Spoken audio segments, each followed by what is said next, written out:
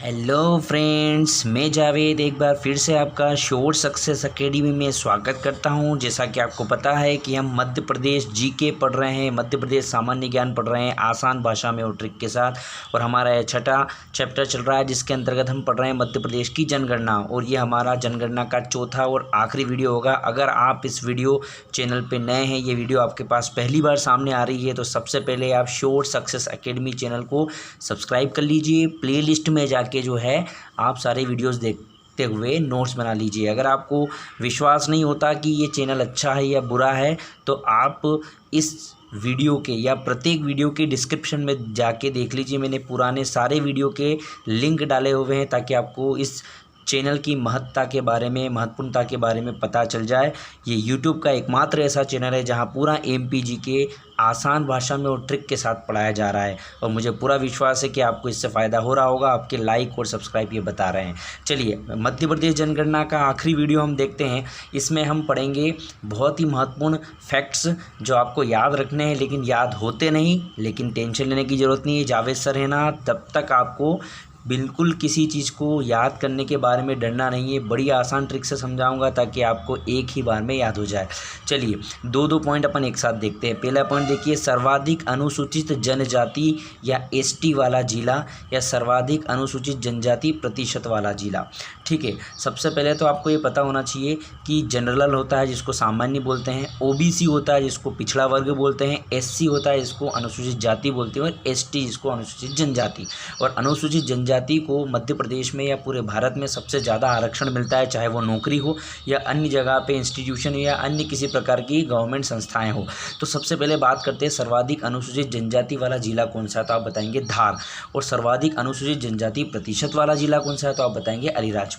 अब कुछ लोगों को ये समझ में नहीं आ रहा होगा, सर ये दोनों पॉइंट एक जैसे तो दिख रहे हैं। भैया ये अलग अलग पॉइंट है। कैसे? अनुसूचित जाति सबसे ज़्यादा कहाँ है, आप गिनोगे 1 2 3 4 5, तो पूरे जिले में सबसे ज़्यादा अनुसूचित जनजाति कहाँ है, धार में।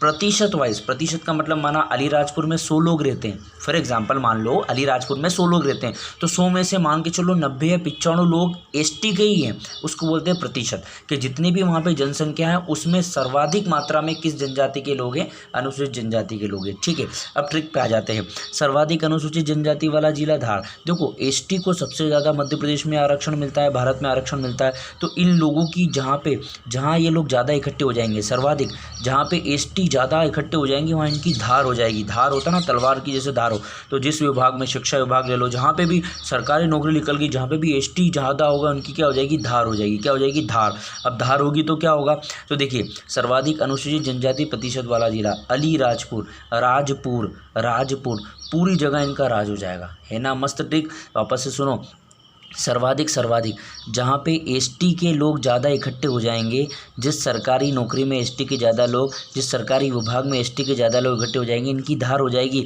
और इनकी धार है तो इनसे कौन टकराएगा, ये जो आदेश पारित करेंगे सबको मानना पड़ेगा, इनका राज हो जाएगा पूरी जगह। दोस्तों, इसको अदरवाइज मत लेना। केवल आपको चीज़ों को याद करवाने के लिए जो है मैं आपको ये ट्रिकें बता रहा हूँ। मेरा एसटी से कोई नाता नहीं है, ना ही मैं एसटी का बुरा कहूँगा ना अच्छा कहूँगा, केवल आपको याद करवाने का प्रयास कर रहा हूँ। तो एसटी के लोग जहाँ इकट्ठे ज़्यादा हो जाएंगे वहाँ इनकी धार हो जाएगी, जहाँ इनका धार हो जाएगी वहाँ इनका क्या हो जाएगा, पूरी जगह राज हो जाएगा। अब मुझे पूरा विश्वास आप कभी भी नहीं भूलेंगे।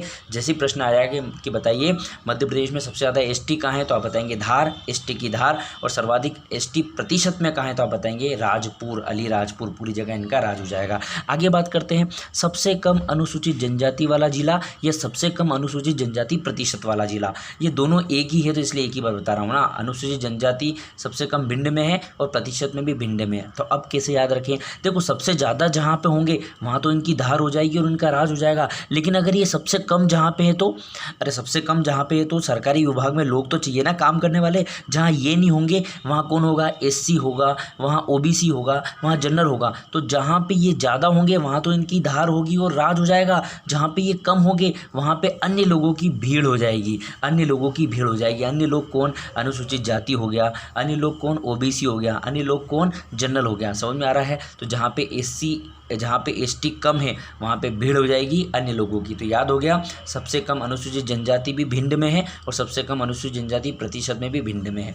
आगे बात करते हैं एससी की बात करते हैं, शेड्यूल कास्ट जिसको बोलते हैं, इसको शेड्यूल ट्राइब बोलते हैं अंग्रेजी में। सर्वाधिक अनुसूचित जाति वाला जिला कौन सा है? तो देखिए यहाँ दोनों अलग अलग है। तो सर्वाधिक अनुसूचित जाति वाला जिला, तो इसको मैं याद कैसे करवाऊंगा, देखो SC यानी क्या होता है देखना, SC यानी क्या होता है देखना।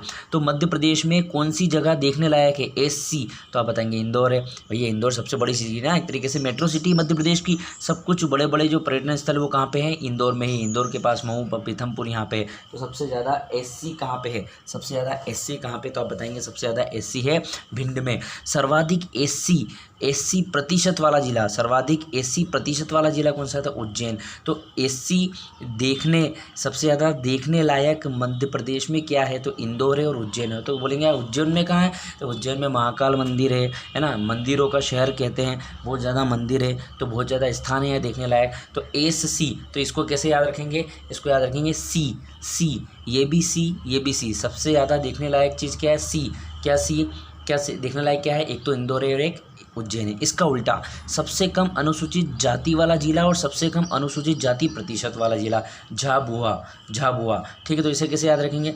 इसने बोला सबसे कम अनुसूचित जाति मतलब कम से कम, सबसे कम SC मतलब C, सबसे कम देखने वाली चीज़ कहाँ पे है? तो आप बोलेंगे बुआ यहाँ तो कुछ काम का नहीं है, सबसे कम देखने वाली चीज़ है, तो ये रुक के भी क्या करेगी? अरे बुआ होती ना, पापा की बहन।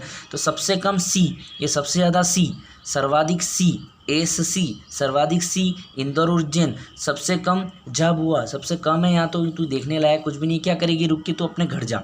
ठीक है, समझ में आ रहा है? अगर समझ में आ रहा है तो लाइक और शेयर करते रहे दोस्तों। जनसंख्या में सबसे बड़ा संभाग और जनसंख्या में सबसे छोटा संभाग, इसको डायरेक्ट याद रखें।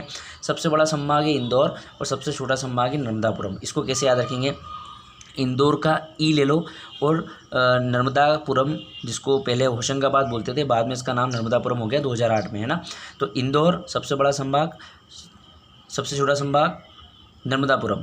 तो इंदौर का ई, नर्मदापुरम का ना इन। तो जब भी बोलेंगे कि जनसंख्या में सबसे बड़ा संभाग और सबसे छोटा, तो इंदौर और नर्मदापुरम, और वैसे भी इंदौर सबसे बड़ा है। ठीक है, आप याद रख सकते हैं। इसी के साथ एक चीज़ और याद रख लीजिए, साथ के साथ याद रह जाएगा आपको, क्षेत्रफल में सबसे बड़ा संभाग और क्षेत्रफल में सबसे छोटा संभाग। जनसंख्या में तो इंदौर है और नर्मदापुरम है। क्षेत्रफल में सबसे बड़ा संभाग कौन सा है? जबलपुर। और क्षेत्रफल में सबसे छोटा संभाग कौन सा है? चंबल। तो जबलपुर का ज ले लो और चंबल का च ले लो, तो जच। क्षेत्रफल यानी जगह, किसी जगह को जांचना पड़ेगा तभी तो आप बता पाओगे कि वो बड़ी है कि छोटी। मेरी बात ध्यान से सुनो। क्षेत्रफल में सबसे बड़ा संभाग जबलपुर का ज ले लो। क्षेत्रफल में सबसे छोटा संभाग चंबल का च ले लो, तो जच। जांचना पड़ेगा ना, तभी तो बता पाओगे आप। किसी इंच टेप से जांचोगे, मापोगे, मेजर करोगे, तभी तो बताओगे कि बड़ा कौन सा और छोटा कौन सा। तो अब इसको 2-4 बार बोलो, याद हो जाएगा। जनसंख्या में सबसे बड़ा संभाग और छोटा संभाग इन।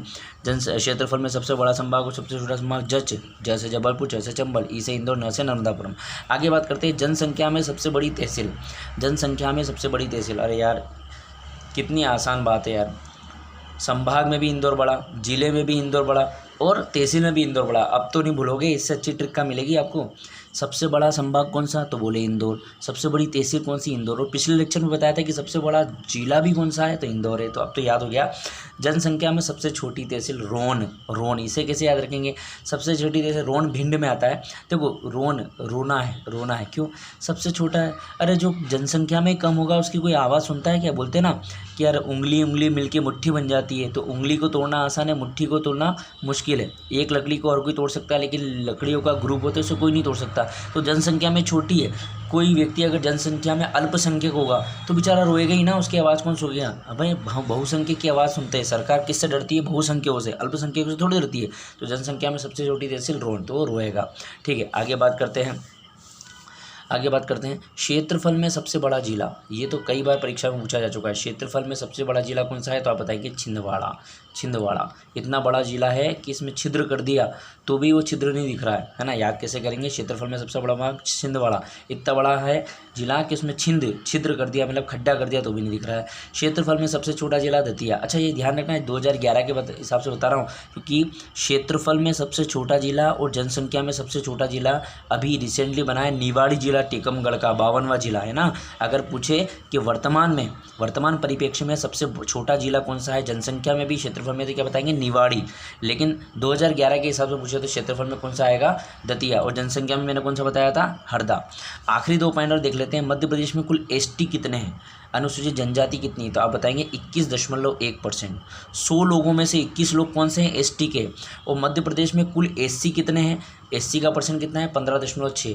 मतलब आप सोचो एससी एसटी मिला के दोनों को जोड़ेंगे तो लगभग 36.7, लगभग अगर राउंड फिगर करें तो 40% तो हमारे मध्य प्रदेश में एससी एसटी ही है। इनकी वैकेंसी इसीलिए सबसे ज़्यादा मध्य प्रदेश में ही निकलती है एससी एसटी, क्योंकि सबसे ज़्यादा भारत में ये दोनों हमारे यहाँ पे। ठीक है, तो वीडियो कैसा लगा आपको, लाइक करिए, शेयर करिए, सब्सक्राइब करिए। धन्यवाद।